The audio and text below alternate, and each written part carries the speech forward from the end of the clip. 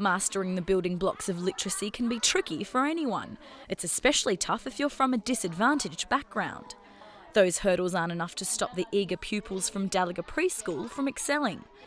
This Indigenous preschool in Kempsey on New South Wales' mid-north coast was the launching pad for a program developed by the Australian Literacy and Numeracy Foundation.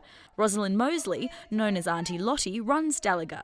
For her, educating children is more than just a job. It's about lifting an entire community out of poverty. I've always been one that's been about education because I didn't have a good education myself growing up. And I just wanted to make sure, wow, these guys are going to get what I didn't get. 43, 44. And they are. The pre-literacy program boasts an improvement in 100% of students. Kempsey is one of the most disadvantaged parts of New South Wales. Once the town's other schools saw how well the Dalaga trial was going, they jumped aboard. And success breeds success. These children are starting off confident, so they're going to fly. The program is based on speech pathology principles and engages the whole community in the education process. It works by targeting individual children and enhancing the way they learn, so no student lags behind. We build on children's strengths and interests, and this program enables us to incorporate children's strengths and interests in it, that we're not just focusing on their needs or their deficit. Tools like Tommy Turtle are central to the program's success in reaching Indigenous students.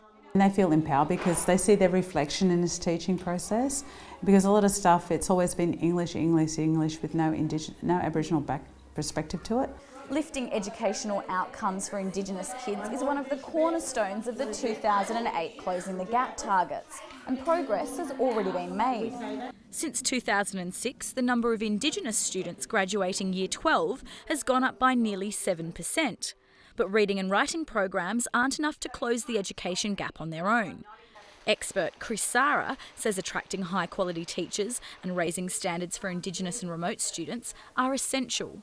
Where you have low expectations and a toxic school environment that lacks intellectual integrity, you will have low expectations, and poor-performing teachers tend to stay there longer. And overcoming health problems in Aboriginal and Torres Strait Islander communities poses a unique challenge for educators.